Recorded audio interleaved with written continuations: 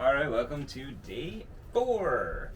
Today we're going to talk about creating carbon neutral artwork.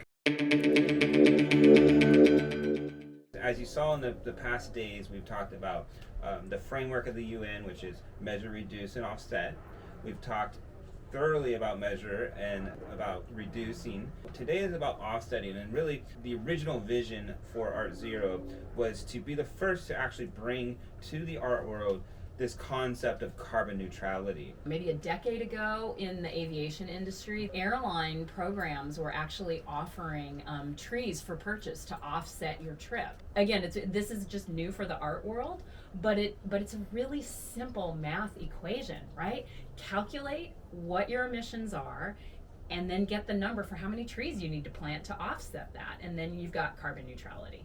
You can't be carbon neutral without offsetting something. We can reduce all we can, but there's still going to be something left over. For our work, we're specifically targeting reforestation as the offset. Yeah, and one piece that connects artists with galleries and museums and other art spaces is the certification piece. Really, we see it as vital to artists and creators who are getting your artwork certified to be shown at museums and galleries and arts organizations in communities that have this same core value, that the earth matters, that being carbon neutral matters, that achieving carbon neutrality by 2050 per the Paris Accord is actually achievable when we all do it. So when you certify your artwork with Art Zero, it gives you a permanent record for the public. They can go back to this page, so when you sell that artwork or anytime in the future, it'll have a certificate assigned to it. It's available online, and anybody ever experiencing your artwork can go back and see that. As an artist too, this is something I really wanted to pursue, and this is why today we have Art Zero. Is I was looking at ways in which I can have zero impact. So when I create a piece of artwork and I put it out into the world, I can walk away knowing that it was truly offset. Okay, now that we understand about carbon footprints, measurements, we're going to really get at the core of what our environmental impact is in our artwork, right? Yeah. Yeah. Okay, so we're going to look at Ask an Artist today. So we're diving a little bit deeper, a little bit harder questions. What's the impact of your artwork? Then we look at the video. So Learning Lab today, was he like a C-level actor, kind of unknown guy, right. Did a documentary in conjunction with National Geographic. Mm-hmm. And it's something, if you haven't seen it yet, that's why it's here, because it's something worth seeing, because it's, the reality is it's here. And the reality is we're going to do something about it. Yeah, and we are living in a climate crisis, and it's really great that so many people with power and money and resources also have their heads on straight. Enjoy. Okay, so videos. Again, we go back to TEDx. TEDx is obviously that kind of high bar, but what they do is very quickly get to the point, and that's why we have a lot of TEDx ones on here. So on this one is a call to artists for sustainable development. It goes with our theme today. Then we had the carbon footprint of contemporary art, a really good discussion at Art Basel.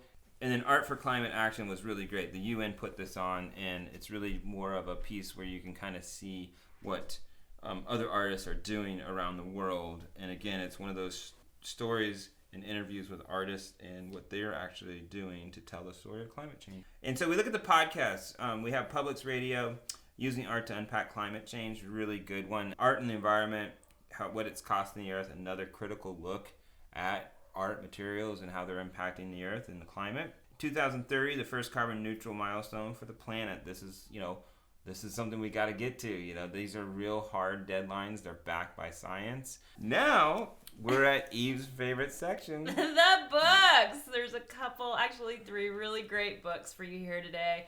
They're all centered on art and climate change, what climate change and the climate crisis means to the contemporary art world, what it means to our culture. And also, there's a selection in there about eco-art, and that's one thing that we also want to highlight. We know that so many of you, so many artists and creators are working with art and materials that are already ecologically sustainable. And so we thought that one of the book selections there could speak to that a little bit more. Climate change affects our visual culture. And that one's really interesting, actually. I recommend that everybody look at that. For the links for the day, just more about art. Again, reflecting on other artists, the stories they're telling, the crafts they're making, the artwork they're putting out there. around the subject of climate change. 10 creatives making sustainable artwork, really great. What does sustainability mean for the art world? Really, sustainability in art, what is it and who is making it? Yeah, and I think another thing to keep in mind as you look at all the resources for today is think about them differently and think about how to do them better. And by better, we mean better for the earth and better for humans and animals and trees.